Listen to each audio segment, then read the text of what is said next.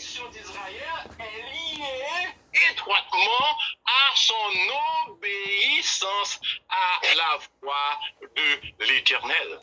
L'obéissance dans le Testament, et aussi dans le Nouveau Testament, donc l'obéissance dans l'Ancienne Alliance aussi est une exigence divine.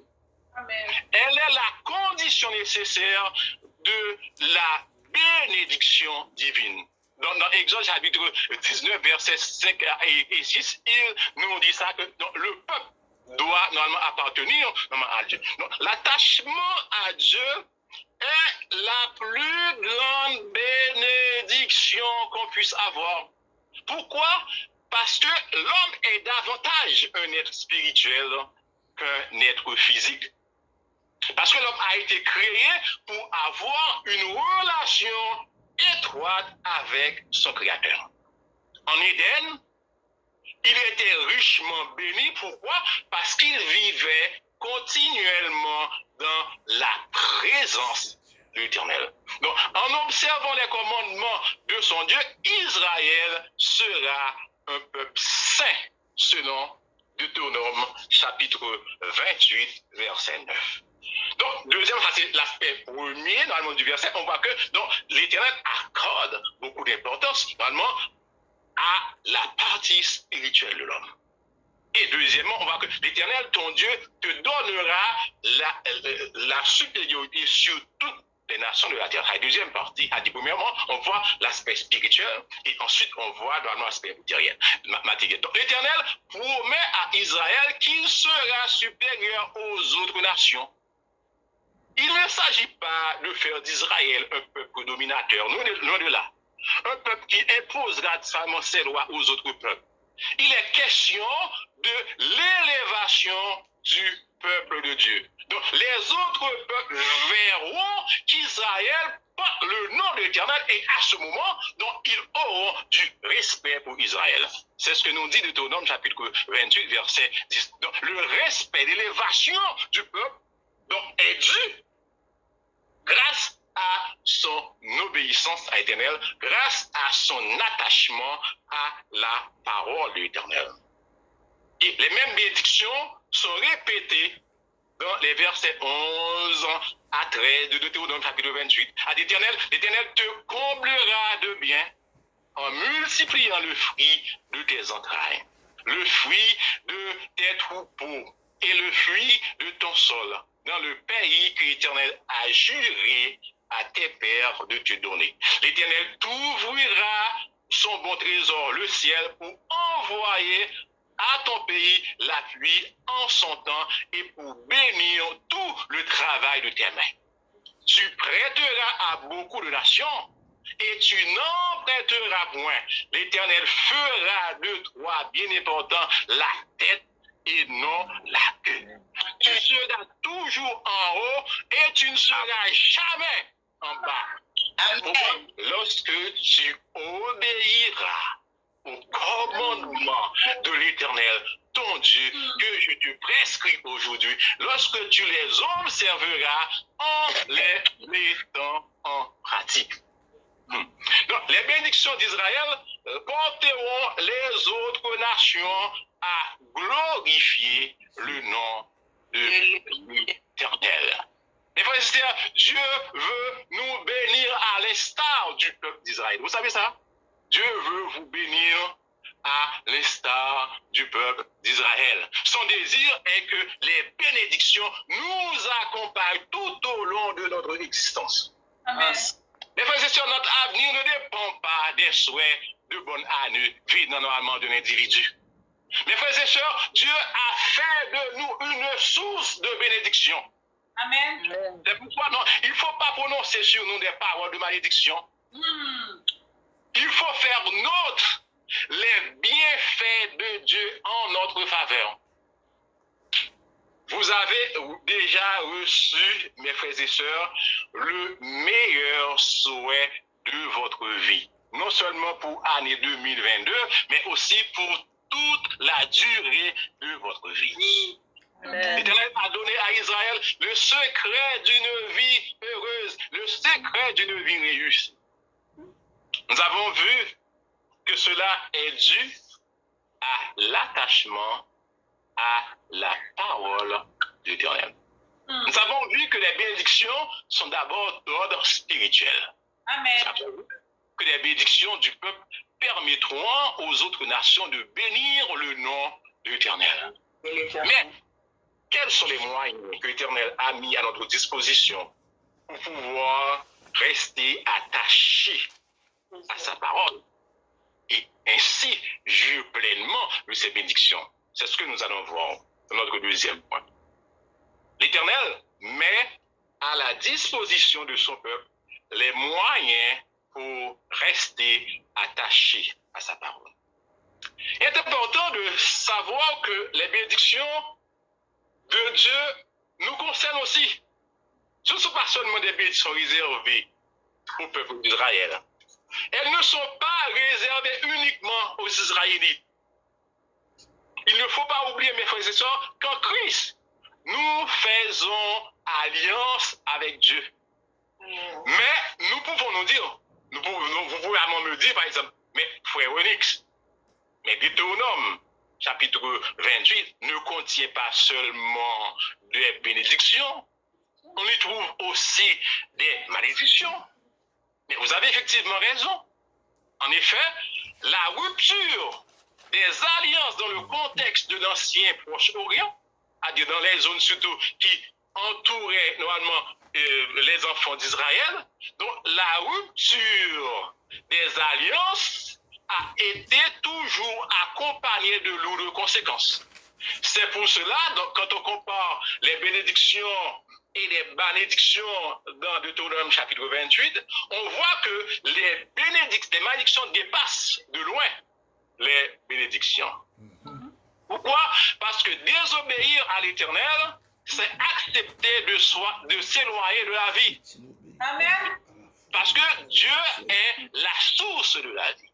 Amen. Ce n'est pas un fait nouveau aussi dans la Bible. C'est-à-dire, celui qui abandonne l'Éternel attire sur lui un flot de châtiment, mes frères et sœurs. Amen. Adam et Ève ont été comblés, c'est-à-dire bénis spirituellement et aussi matériellement quand ils étaient en communion avec Dieu. Et qu'est-ce qui va se passer? Après leur désobéissance, ils avaient été frappés de la plus grande malédiction qui puisse exister. Ils avaient connu la mort spirituelle et toute la création a été cruellement affectée par leur action. Dans son discours, Moïse, qu'est-ce qu'il a fait? Moïse avait pris le soin d'avertir le peuple des dangers de la désobéissance. Quand on lit les versets 15 au verset 68 de Deutéronome, donc on voit que les malédictions qui s'y trouvent font trembler. Mais malheureusement, l'histoire d'Israël a révélé qu'il avait été frappé de beaucoup de maux. Déportation, famine, guerre, à cause de sa désobéissance à l'Éternel. Donc, malgré sa position privilégiée comme peuple de l'Alliance, Israël était soumis à la nature pécheresse. Et c'est cette nature qui l'a poussé à agir comme les autres peuples qui ne connaissaient pas l'Éternel. Mais qu'est-ce qui va se passer? Donc, Dieu, il va promettre à Israël un changement de cœur. Un changement de cœur. Les bénédictions et les malédictions que prononçait Moïse sont contextualisées dans le cadre de la loi. Donc, à cause de cela, les Israélites n'étaient pas toujours capables de profiter pleinement des bénédictions de l'Éternel. Donc, qu'est-ce qui s'est passé? Dieu, par son grand amour, donc Dieu avait donné l'espoir à son peuple qui lui permettra de suivre ses commandements. Pourquoi? Parce que, puisque le problème du péché rongeait le peuple de l'intérieur, Dieu lui avait promis de changer son cœur. Parce que vraiment, c'est là qui est l'essence même de l'être humain, c'est-à-dire le cœur, qui détermine aussi sa façon de faire, sa façon d'agir. Donc Dieu va rendre possible ce que l'homme ne pourrait jamais espérer. C'est-à-dire, donc l'Éternel, qu'est-ce qu'il va dire? Et il a prononcé ce genre de discours dans plusieurs portions de la Bible, mais nous allons considérer surtout Ézéchiel, donc Ézéchiel chapitre 36, versets 26 et 27. Donc, l'Éternel disait que je vous donnerai un cœur nouveau et je mettrai en vous un esprit nouveau. J'ôterai de votre cœur le cœur de pierre et je vous donnerai un cœur de chair. Je mettrai mon esprit en vous et je ferai en sorte que vous suiviez mes ordonnances et que vous observiez et pratiquiez mes lois. Ézéchiel chapitre 36, versets 26 et 27. Donc, le problème de la malédiction va être résolu. Donc, le peuple va attendre l'accomplissement de cette promesse qui apportera tout un changement dans son rapport avec l'Éternel. Les choses et sur la foi en Christ nous fait bénéficier des bénédictions de Dieu. Nous aussi, nous avons part à la grâce de Dieu. Donc la faveur de Dieu est non exclusive. C'est-à-dire, donc, Dieu ne fait exception d'aucune nation. Donc Dieu a fait don aussi de cette grâce à toutes les nations. C'est pourquoi dans Genèse chapitre 12, verset 3, il est dit que je bénirai ceux qui te béniront, c'est-à-dire en parlant avec Abraham, et je maudirai ceux qui te maudiront, et toutes les familles de la terre seront bénies en toi. Cette bénédiction, nous la trouvons en Christ, mes frères et sœurs. Nous trouvons aussi sous la plume de l'apôtre Paul. L'apôtre Paul aussi va parler comment nous, les chrétiens, nous sommes bénis. Donc l'apôtre Paul, donc, il a expliqué l'œuvre de celui qui a fait de nous des gens bénis.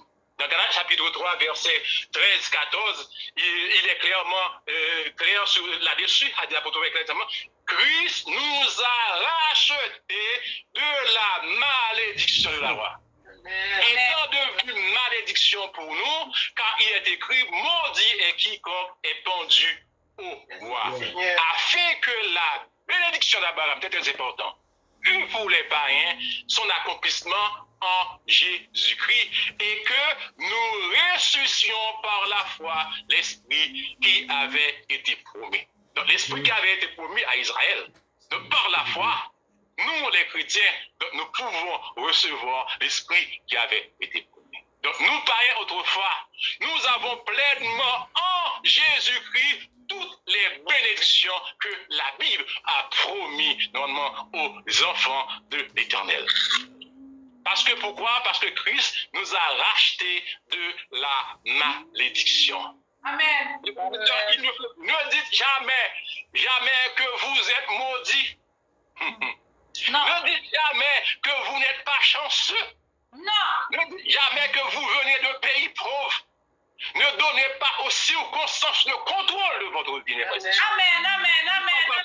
Vous êtes richement bénis en Jésus-Christ. Oui. Amen. La malédiction n'a plus le pouvoir sur vous. Parce que pourquoi Christ s'est chargé du plus grand châtiment qui planait sur vous. Il vous a libéré de la mort spirituelle. Oh. Christ est devenu malédiction pour que vous soyez saints et bénis en lui. Par sa mort, Christ nous a fait échapper de la malédiction divine pour que nous puissions vivre pleinement de la grâce de Dieu. Amen. Notre foi en la mort substitutive dans le nom de Christ est la garantie de notre justification devant Dieu. Christ a été maudit pour nous. Quand il est écrit maudit est quiconque est pendu au bois. À la croix, il a été placé parmi les brigands. Il a été abandonné du Père à cause de nos péchés. Il s'est chargé lui-même. Le cri Père, Père, pourquoi m'as-tu abandonné? Mes frères et sœurs, devrait être notre gémissement et non le cri de Christ. Pourquoi? Parce qu'il n'avait rien fait de mal. Mais il était blessé, nous dit la Bible, pour nos péchés. Ok, brisé pour nos iniquités, le châtiment qui nous donne la paix est tombé sur lui. Par ce meurtrissure que nous sommes guéris, selon Ésaïe 53, verset 5. En Christ, mes frères et sœurs, nous recevons le Saint-Esprit qui avait été promis. Donc, quand on fait normalement un parallèle entre Ézéchiel, chapitre 36, à des promesses qui ont été faites normalement à Israël, et Galates, chapitre 3, verset 14, donc, où l'apôtre Paul a parlé aussi comment que nous recevons cet esprit par Jésus-Christ. Quand on fait normalement, disons, on fait normalement le parallèle, on voit que dans Ézéchiel chapitre 36, verset 27, il dit que je mettrai mon esprit en vous. Et je ferai en sorte que vous suiviez mes ordonnances et que vous observiez et pratiquiez les lois. Et dans Galates chapitre 3, verset 14, donc quand normalement l'apôtre, après avoir fini à me parler de l'œuvre de Jésus-Christ, de tout ça, il a dit afin que la bénédiction d'Abraham eût pour les païens son accomplissement en Christ.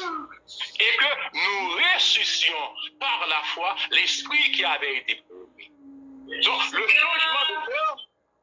le changement de cœur pour les enfants d'Israël est possible grâce à la puissance du Saint-Esprit de Dieu. Nous aussi les païens, nous recevons normalement cette puissance de l'Esprit par la foi en Jésus-Christ. Donc mes frères et sœurs, souvent, il y a une parfaite coordination du Dieu trinitaire dans le plan du salut de l'humanité.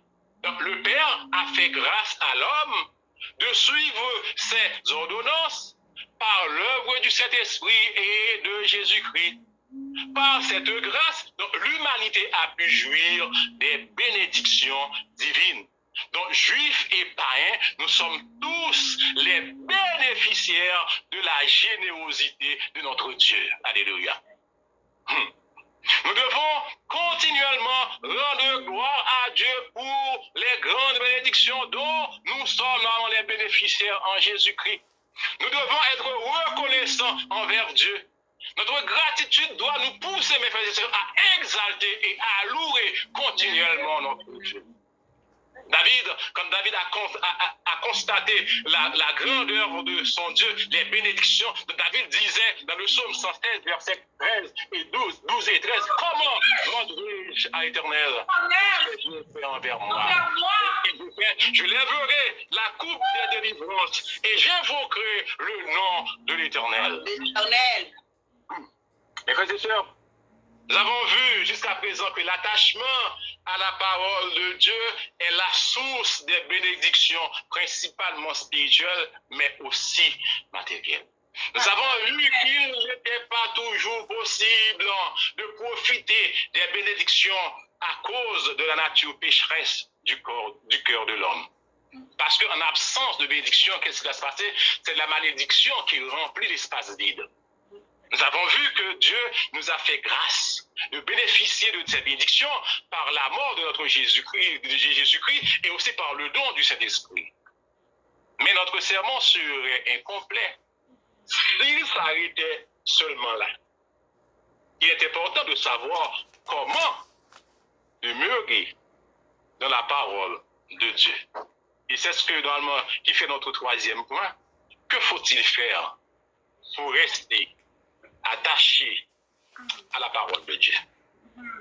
Dieu nous a fait don de Jésus-Christ comme sauveur. Il nous a libérés des malédictions afin de recevoir les bénédictions célestes. Il a mis à notre disposition le Saint-Esprit. Le Saint-Esprit est présent et prêt à nous enseigner toute la vérité et à régénérer notre cœur. De plus, Dieu suscite en nous le vouloir et le faire, c'est-à-dire la capacité de produire des fruits dignes de notre régénération. Nous avons, mes frères et sœurs, tout à notre disposition pour rester attachés à la parole de Dieu. Il revient donc à nous d'entretenir la relation que Dieu veut avoir avec nous. Amen. La Bible nous indique ce qu'il faut faire pour rester attaché à la parole de Dieu et du même coup pour être agréable à Dieu. Qu'est-ce qu'il faut faire? Il faut avoir la foi en la parole de Dieu. Il faut avoir, pour rester attaché à la parole de Dieu, il faut avoir la foi en la parole de Dieu. Si on n'a pas la foi en Dieu, on n'aura pas l'intérêt à consacrer du temps à la lecture de la parole de Dieu. La foi est indispensable à celui qui veut plaire à Dieu. Il est très bien écrit dans Hébreux chapitre 11, verset 6. Or, sans la foi, il est impossible de lui être agréable, car il faut que celui qui s'approche de Dieu croit que Dieu existe et qu'il est le rémunérateur de ceux qui le cherchent. Mais comment avoir la foi? La question que beaucoup de chrétiens se posent, mais comment puis-je avoir cette foi que Dieu exige? Pour avoir la foi, il faut prêter, c'est très important. Il faut prêter attentivement l'oreille à la parole de Dieu. Pourquoi? Parce que la foi vient de l'écoute de la parole de Dieu. La foi vient de l'écoute, mes frères et sœurs, de la parole de Dieu. On ne peut pas vouloir avoir la foi sans consacrer du temps à la lecture de la parole de Dieu, à l'écoute de la parole de Dieu. Parce que dans Romains chapitre 10, verset 7, il a dit que ainsi la foi vient de ce qu'on entend. Et ce qu'on entend vient de la parole de Christ.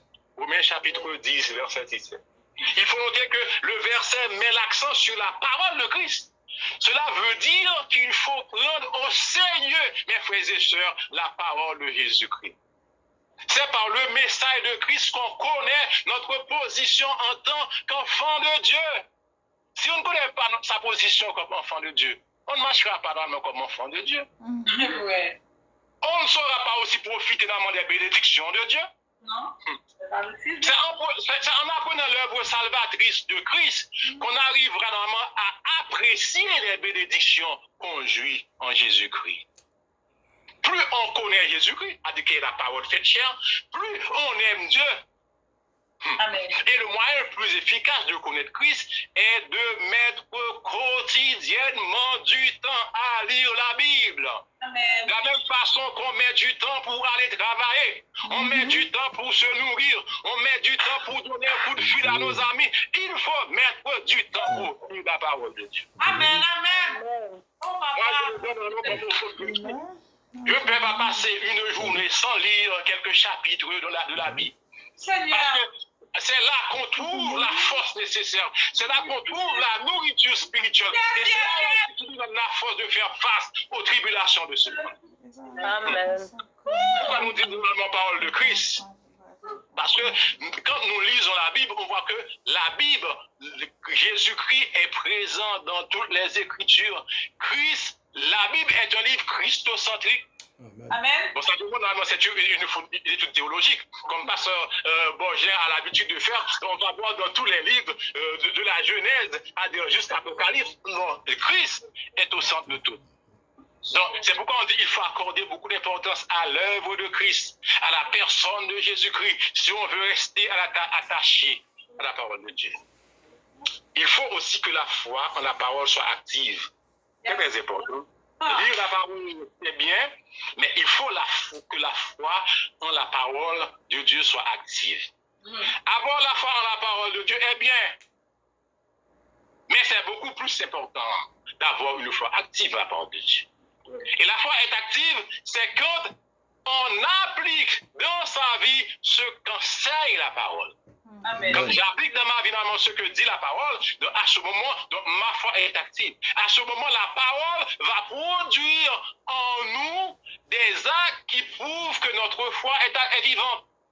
Et le plus grand œuvre de notre foi est l'acceptation et la confession de Jésus-Christ comme notre Seigneur et Sauveur. Amen. C'est là, normalement, je dirais, l'œuvre la plus grande de notre foi, c'est l'acceptation de Jésus-Christ comme notre Sauveur.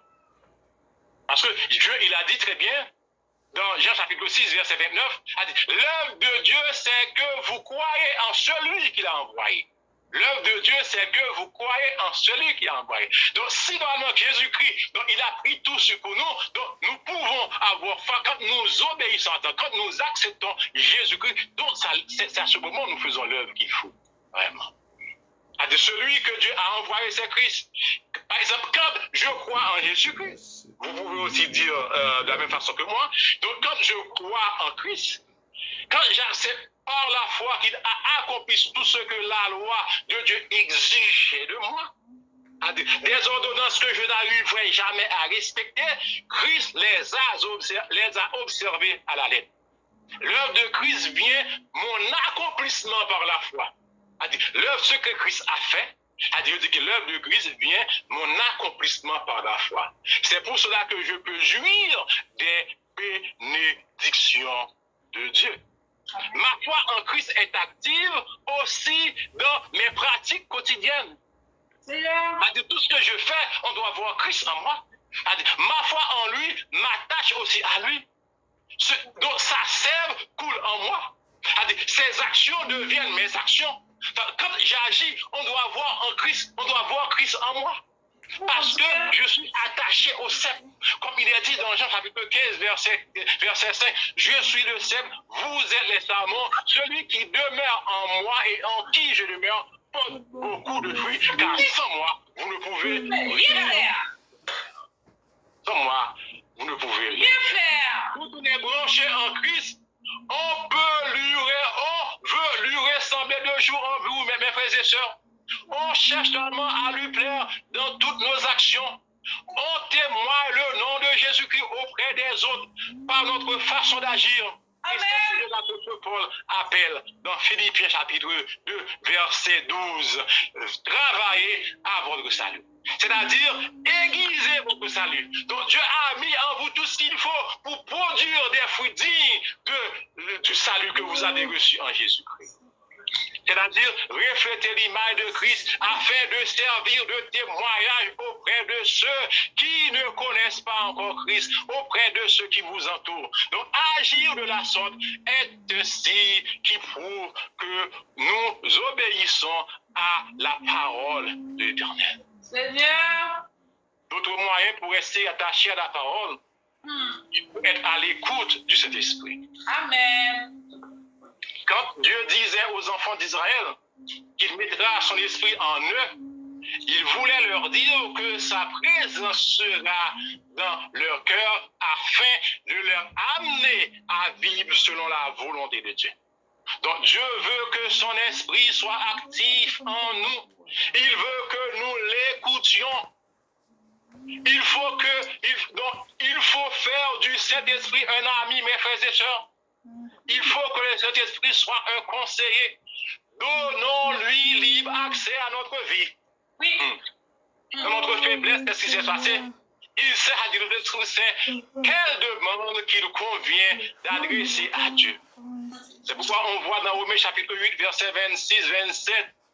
Donc il est dit, de même aussi l'Esprit nous aide dans notre faiblesse. Car nous ne savons pas ce qu'il convient de demander dans nos prières. Mais l'Esprit lui-même intercède par des soupirs inexplicables. Et celui qui sonde les cœurs connaît quelle est la pensée de l'Esprit, parce que c'est selon Dieu qu'il intercède en faveur des saints. Donc nous pouvons jouir des bénédictions de Dieu parce que le Saint-Esprit nous met en accord avec Dieu. Le Saint-Esprit nous met en conformité avec Dieu. Quand normalement on écoute le Saint-Esprit, donc qu'est-ce qui va se passer? Donc, le Saint-Esprit, parfois, quand nous sommes faibles, devant telle situation, nous ne savons même pas quelle prière faire. Donc à ce moment, le Saint-Esprit intervient pour prier le Père pour nous. Parce que le Saint-Esprit, puisque Jésus-Christ intercède pour nous auprès du Père, dans le lieu très saint, mais le Saint-Esprit en nous, il fait aussi un travail. Donc quand nous sommes faibles, quand nous ne savons même pas quoi faire face à une situation, qu'est-ce qu'on fait? On fait appel au Saint-Esprit. Et le Saint-Esprit nous éclaire et nous dit normalement quel chemin prendre. Et quand on prend un chemin selon l'ordre de Dieu, on est toujours béni, mes frères et sœurs. Amen. Le chemin selon l'ordre de Dieu. Il faut rester aussi à l'école du Saint-Esprit. Rester à l'école du Saint-Esprit. Si vous voulez connaître la parole de Dieu, le plus grand professeur, le plus grand théologien qui peut vous aider est le Saint-Esprit. C'est lui que Dieu a délégué pour nous apprendre toute la vérité concernant Jésus-Christ, la parole. C'est Christ lui-même qui a déclaré dans Jean chapitre 14, verset 25-26, je vous ai dit ces choses pendant que je demeure avec vous. Mais le consolateur, l'Esprit Saint, que le Père enverra en mon nom, vous enseignera toutes choses. Il vous rappellera tout ce que je vous ai dit. Le Saint-Esprit nous enseignera la volonté de Dieu. Il est impossible que celui qui connaît la volonté de Dieu et qui l'a laissé agir en lui ne soit pas béni, mes frères et sœurs. C'est impossible. Le rôle du Saint-Esprit est de glorifier Christ en nous annonçant la vérité concernant le Seigneur. Et c'est cela que nous trouvons dans Jean chapitre 16, verset 13-14. Quand le consolateur sera venu, l'Esprit de vérité, il vous conduira dans toute la vérité, car il ne parlera pas de lui-même, mais il dira tout ce qu'il aura entendu et il vous annoncera les choses à venir. Il me glorifiera parce qu'il prendra de ce qui est à moi et vous l'annoncera. Donc l'œuvre du Saint-Esprit est réelle, mes frères et sœurs, dans la vie de tout vrai croyant. L'Église a été inaugurée par l'effusion du Saint-Esprit le jour de la Pentecôte. Dieu veut que nous soyons remplis du Saint-Esprit pour la gloire de Christ et aussi pour notre plus grand bien, mes frères et sœurs. Il faut rester attaché à la parole. Il faut laisser aussi libre champ au Saint-Esprit de nous parler, de nous enseigner. Mes frères et sœurs, Dieu nous demande de voir l'exma par sa parole le secret d'une vie richement bénie. Il veut que ces bénédictions nous accompagnent tout au long de notre vie jusqu'à notre demeure finale avec lui. Dans son amour, il nous a envoyé Jésus-Christ qui a payé le prix de la malédiction à notre place. Il a changé notre cœur rebelle en mettant en nous son esprit. Mes frères et sœurs, vous m'écoutez qui, par exemple, examinez votre vie aujourd'hui et voyez si vous avez une réelle foi dans la parole de Dieu, si votre foi en Christ est active, c'est-à-dire en l'acceptant comme votre Sauveur et Seigneur et en vivant continuellement pour sa gloire. Voyez si vous êtes à l'écoute du Saint-Esprit en faisant de lui votre enseignant pour vous conduire dans toute la vérité. Si vous n'êtes pas convaincu que votre vie est en accord avec les points que nous venons d'énumérer, demandez à Dieu d'éclairer votre âme et d'accepter par la foi le pardon qu'il vous offre en Jésus-Christ. Pour vous qui marchez avec Dieu, avec Christ, demandez à Dieu de fortifier chaque jour votre foi en sa parole et de vous bénir grandement pour la gloire de son nom. Et mes frères et sœurs, je vais vous laisser.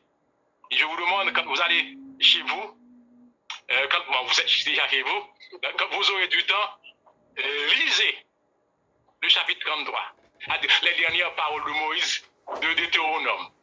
Vous verrez qu'il s'agit uniquement de bénédictions que l'Éternel a prononcées sur chaque tribu d'Israël. Donc, qu'est-ce que cela veut dire? Cela veut dire que le but ultime de l'Éternel est de nous bénir. Ce n'est pas de nous maudire. Parce que Moïse a terminé son discours avec le peuple d'Israël. Et les dernières paroles de Moïse, c'était que des paroles de bénédiction. Donc Dieu veut que nous soyons bénis grandement. Donc mes frères et sœurs, ce que je veux vous dire pour l'année 2022 et aussi pour toutes les autres années, soyez grandement bénis en Jésus-Christ. Que Dieu vous bénisse. Amen. Amen.